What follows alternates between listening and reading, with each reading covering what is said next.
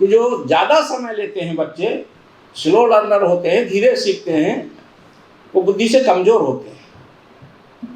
तो अगर स्पर्श लोगों ने बहुत समय लिया ज्ञान के लिए, तो ये मानसिक रूप से तो कमज़ोर नस्ल है। और जिन्होंने 10 साल में 1,00,000 साल 1000 साल वाले को का मुकाबला कर लिया, तो इसका मतलब ये मानसिक रूप से बहुत समर्थ जातियां हैं या नस्लें हैं। और इनको मौका मिलेगा तो देश की ज्ञान व्यवस्था का तो ये चमत्कार करेंगे, पता नहीं क्या क्या बनाएंगे।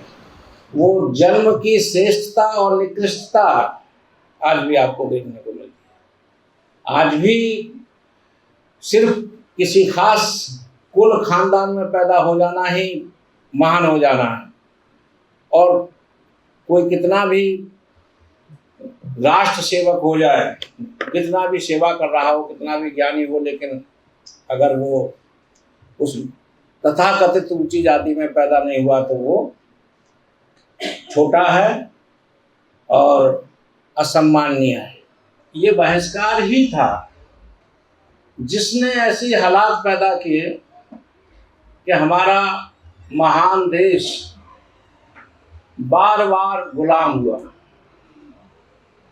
कोई भी देश अगर बौद्धिक रूप से कमजोर होता है, सामाजिक रूप से विघटन के दौर से गुजरता है, आपस में लड़ाइयाँ हो रही होती हैं, तो बाहर से आने वाले उसका फायदा उठाते हैं। और ये बार बार उठाया गया, चाहे वो ब्रिटिश के द्वारा, चाहे मुगल साम्राज्य के द्वारा। तमाम लोग ऐसे रहे कि जिन्होंने इस देश की इस उन बुद्धिजीवियों की बुद्धि का ये फायदा उठाया।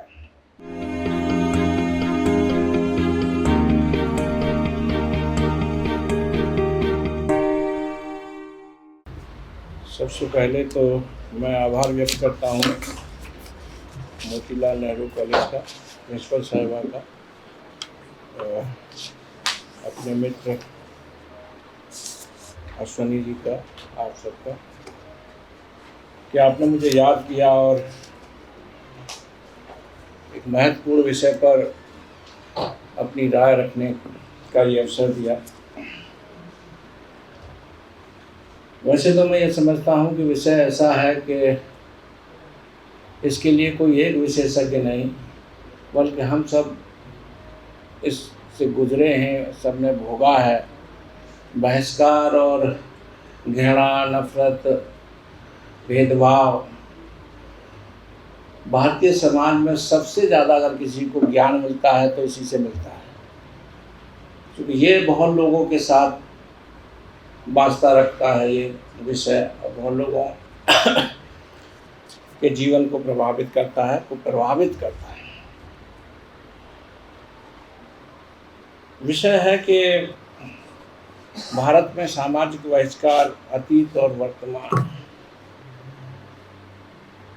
अतीत बहुत लंबा है, 1000 साल की बात की जाए, 2000 साल की बात की जाए, 4000 साल की बात की जाए, वो कौन सा पहला दिन था जिस दिन बहिष्कार की नींव रखी गई?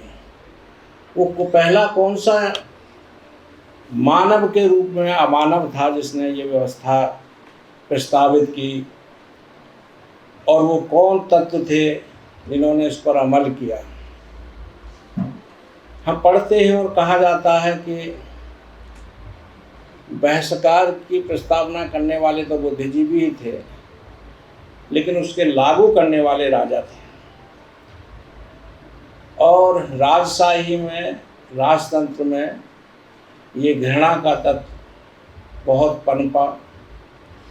और दिलचस्प बात यह है कि जिन्होंने अमानवीय काम किए, युद्ध किए, हिंसा की, उनको महान भी कहा गया।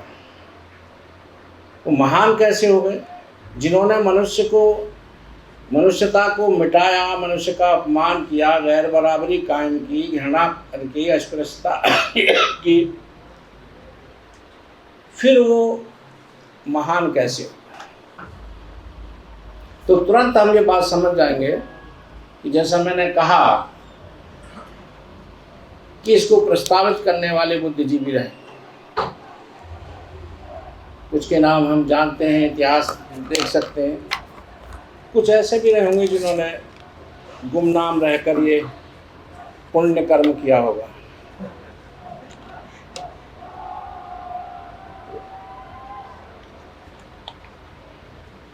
ऐसे नकारात्मक कायदे कानून समाज में लागू हुए और परिणाम आप इतिहास में देख सकते हैं। हमारे राष्ट्र की कितनी क्षति हुई, मनुष्यता की कितनी क्षति हुई, हमारी ज्ञान व्यवस्था की कितनी क्षति हुई, इस पर अगर रिसर्च करेंगे अंदाज़ा लगाना बहुत मुश्किल है। क्योंकि ये बहिष्कार ही था जिसने ऐसी हालात पैदा किए कि हमारा महान देश बार बार गुलाम हुआ। कोई भी देश अगर बौद्धिक रूप से कमज़ोर होता है, सामाजिक रूप से विघटन के दौर से गुजरता है, आपस में लड़ाइयाँ हो रही होती हैं, तो बाहर से आने वाले उसका फ़ायदा उठाते हैं। और ये बार बार उठाया गया, चाहे वो ब्रिटिश के द्वारा, चाहे मुगल साम्राज्य के द्वारा। तमाम लोग ऐसे रहे कि जिन्होंने इस देश की उन बुद्धिजीवियों की बुद्धि का ये फ़ायदा उठाया। क्रूरता और बहिष्कार के ऐसे किस्से और ऐसे नमूने हैं जो आज हजारों साल बाद भी हमारे रोए खड़े करते हैं।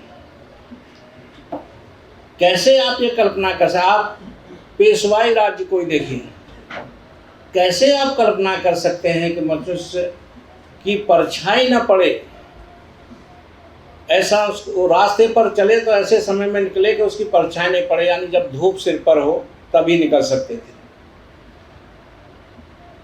पैरों के चिन्ह न पड़ जाएं, ये पराकाष्ठा स्पृश्यता की। क्या पैर का चिन्ह देखकर या उसके पड़ने से भी रास्ता अछूत हो गया है क्या? लेकिन पैर के चिन्ह न पड़ जाए तो झाड़ू बांध दो। आपने थूकना है तो गले में मटकी बांध दो। और ये कोई बाहर नहीं, हमारे इस महान देश में घटित हुआ और उसकी कीमत हमारे देश को चुकानी पड़ी, गुलाम होकर, लंबे समय तक गुलाम रहकर। और गुलामी समाप्त भी हुई तो हमारे भीतर से, क्योंकि ये लंबे अभ्यास से जो बुराइयां घर करती हैं, वो आज तक, जो वर्तमान की बात करते हैं, आज तक वो नफरत, वो बहिष्कार, वो जन्म की श्रेष्ठता और निकृष्टता आज भी आपको देखने को मिलती है। आज भी सिर्फ किसी खास कुल खानदान में पैदा हो जाना ही महान हो जाना है, और कोई कितना भी राष्ट्र सेवक हो जाए, कितना भी सेवा कर रहा हो, कितना भी ज्ञानी हो, लेकिन अगर वो उस तथाकथित ऊंची जाति में पैदा नहीं हुआ तो वो छोटा है और असम्माननीय है।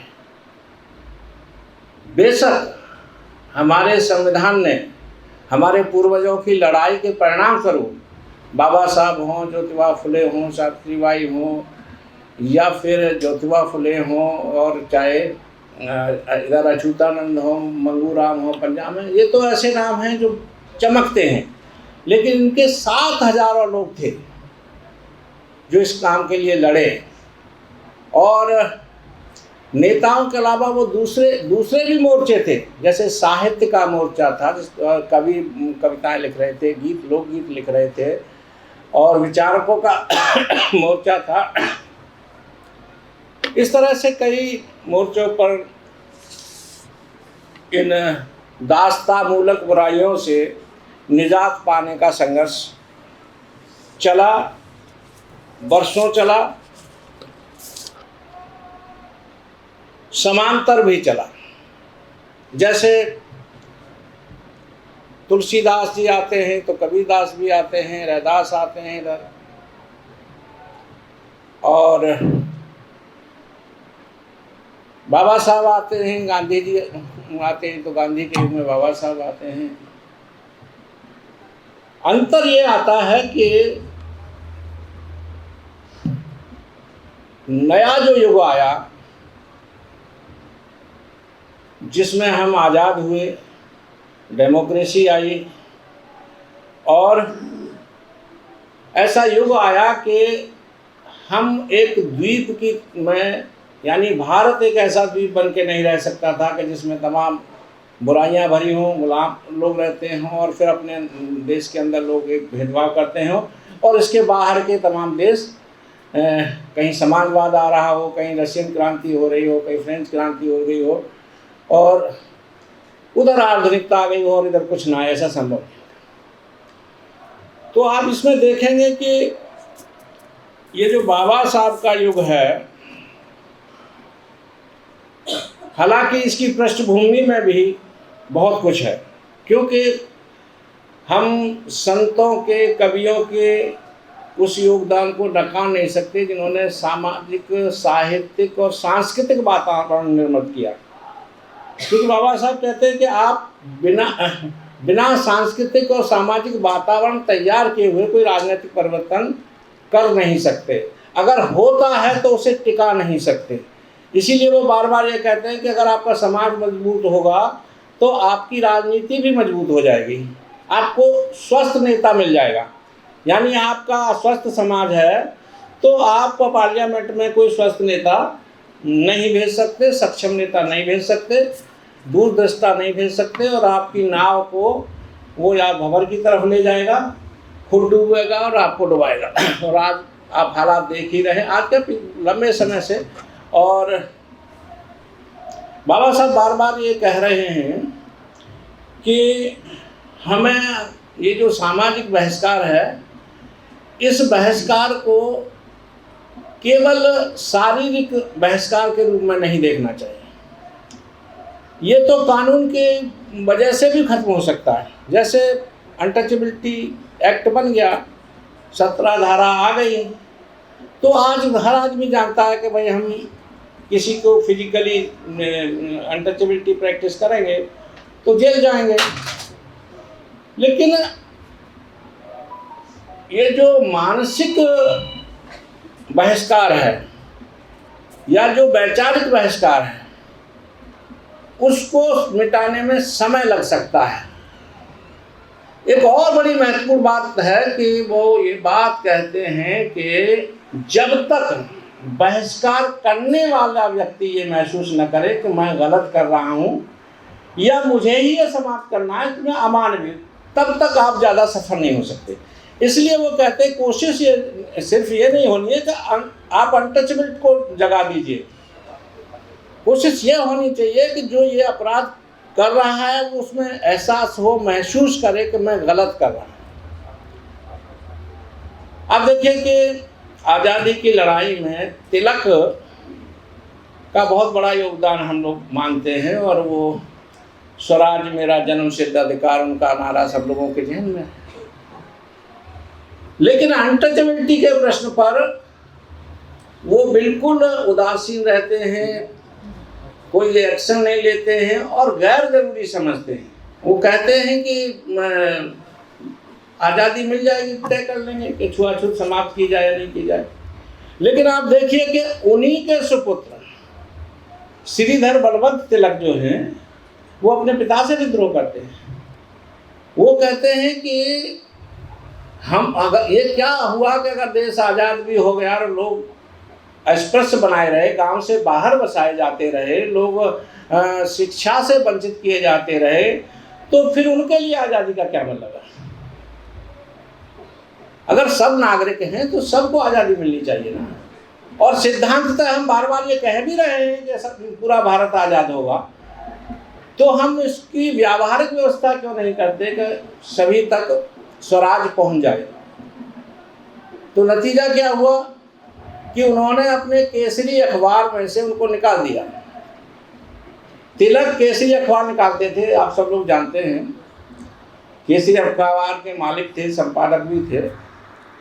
लेकिन जब बेटे ने कहा कि अंबेडकर का पक्ष सही है,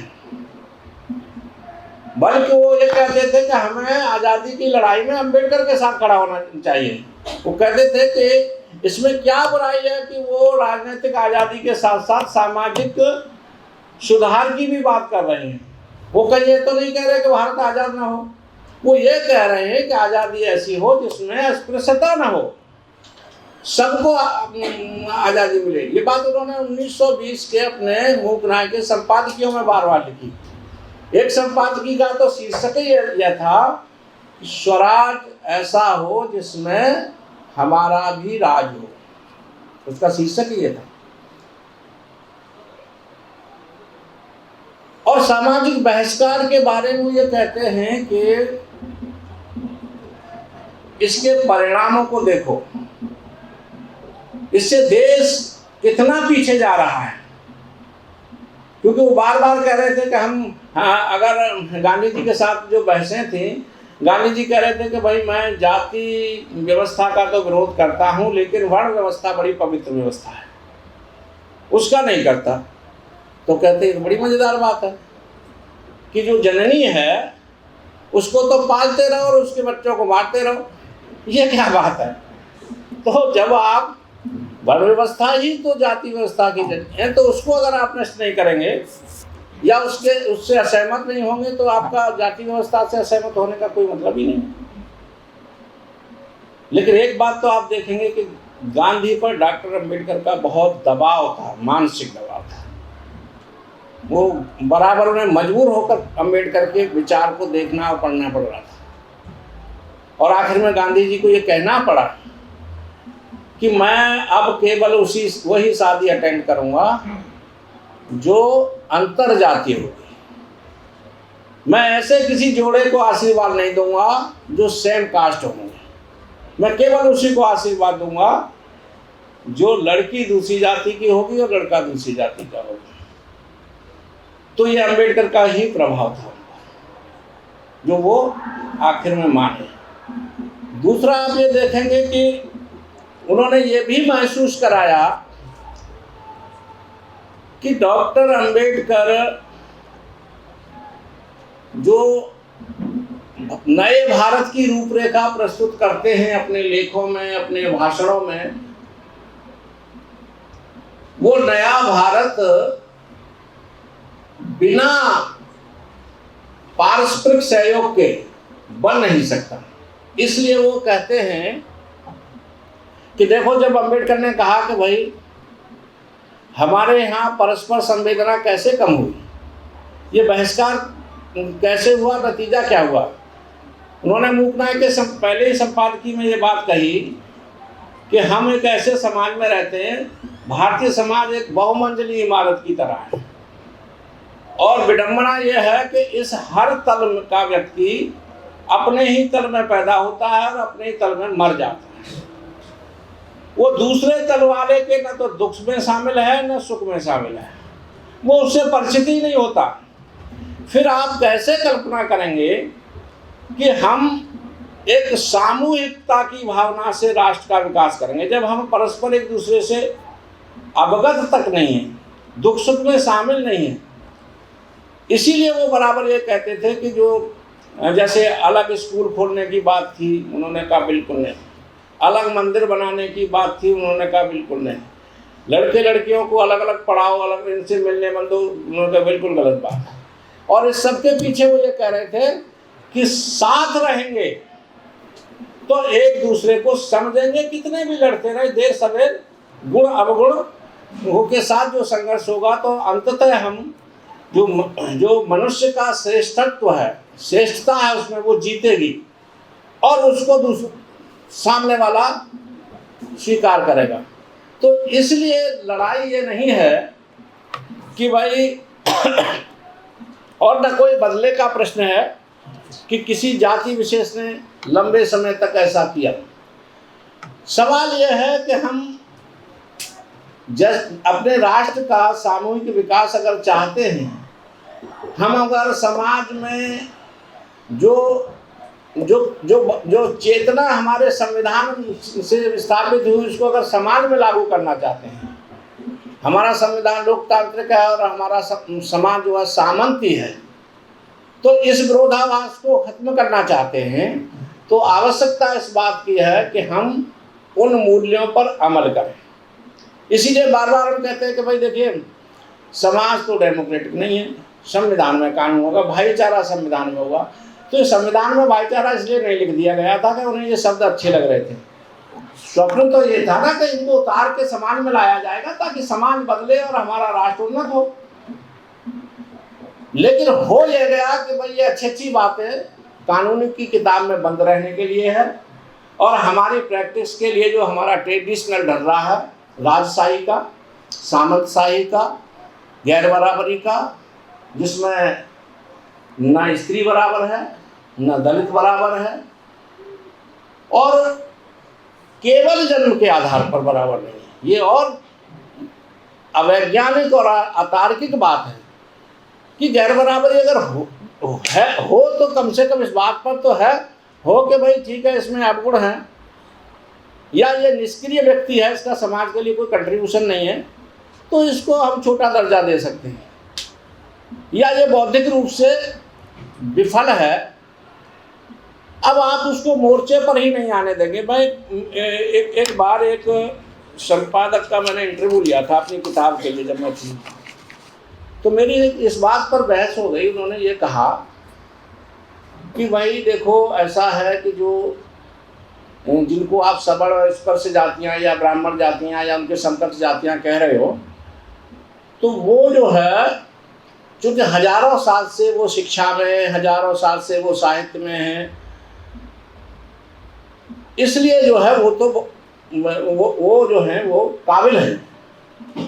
मैंने उससे ये पूछा कि अगर वो काबिल हैं, हजारों साल से उन्होंने अध्ययन किया है, हजारों साल से वो पढ़े लिखे हैं, तो ये जो परीक्षा में हम पासिंग मार्क्स रखते हैं, तो उसमें जिनकी जो अभी अभी पीढ़ी आई है उसके तो रखने चाहिए हमें 20 नंबर, और जो बहुत ज्ञानी है उनके रखने चाहिए हमें 50 नंबर।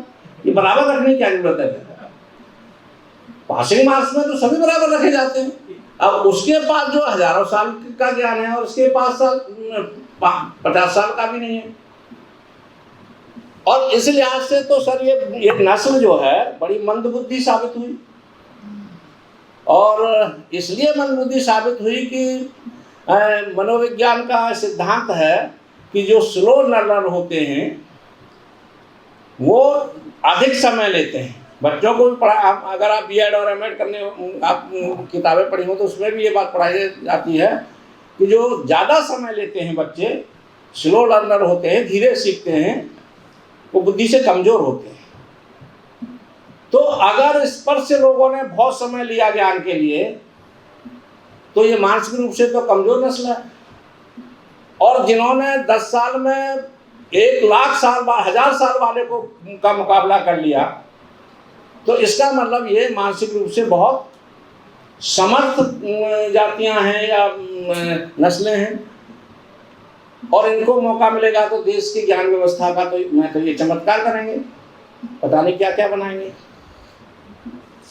तो लेकिन हमने ये देखा कि वातावरण ये बनाया गया, ये भी एक बहिष्कार का एक नमूना है कि भाई जैसे चाहे हम जितनी आत्मकथाएं पढ़ लें, बाबा साहब से, चाहे बाबा साहब से शुरू कर दें, हम बचपन का स्कूल का, स्कूल से बाहर रखे जाते थे बच्चे। अजी अंदर बैठना तो मुश्किल था। आप देख नहीं सकते कि अध्यापक महोदय क्या लिख रहे हैं श्याम पट पर, ब्लैक बोर्ड पर जो है वो क्या लिख रहे हैं क्या। और फिर उसके बाद कंपटीशनता के पास तो तभी होगा ना जब उनके बराबर नंबर लागू। पासिंग मार्क्स तो सबको तय है ना। और उस हालात में जो है ये बहिष्कृत बच्चे पढ़ कर आए। नतीजा इस दृष्टि से तो हम कह सकते हैं कि इसके बावजूद भी कई प्रतिभाएं, बड़ी बड़ी बाबा साहब इंक्लूडिंग बाबा साहब, बहुत सारी प्रतिभाएं इस देश में पैदा हुई लेकिन ऐसे बच्चे जो इन कठिनाइयों का सामना नहीं कर पाते हैं, भाग खड़े होते हैं, हताशा जिन्हें हो जाती है, उनकी संख्या भी लाखों करोड़ों में होती है। इसलिए हम ये कह के अधिक आश्वस्त नहीं हो सकते या अपनी पीठ नहीं थपथपा सकते कि भाई बौद्धिक बहिष्कार, सामाजिक बहिष्कार और इसके बावजूद अंबेडकर पैदा हो जाते हैं। तो हमें संतोष कर लेना चाहिए कि हम इन हालातों में भी हमारी प्रतिभाएं और हमारी परंपराएं विकसित होती रहती हैं और हम इन दबावों से बाहर आ जाते हैं। ये सच है कि हजारों गुना संघर्ष करना पड़ता है, अधिक सोचना लड़ना पड़ता है, लेकिन जैसा मैंने कहा कि जो सामान्य बच्चे हैं, एवरेज स्टूडेंट हैं, उनमें भी तो अम्बेडकर निकल सकते थे। तो सवाल ये है कि बहिष्कार से हमारे देश ने हासिल क्या किया। हम मानते हैं कि खोया ही खोया। केवल यही नहीं कि ये बहिष्कृत जातियों ने ही खोया, एक राष्ट्र बनता है तमाम जातियों और तमाम धर्मों के लोगों के उत्थान से, उनके सशक्तिकरण से। तो आप किसी एक हिस्से को असक्त करते हैं। कब मुझे समय बता देना, शायद मैंने बहुत ज़्यादा हो गया ना, 5 मिनट।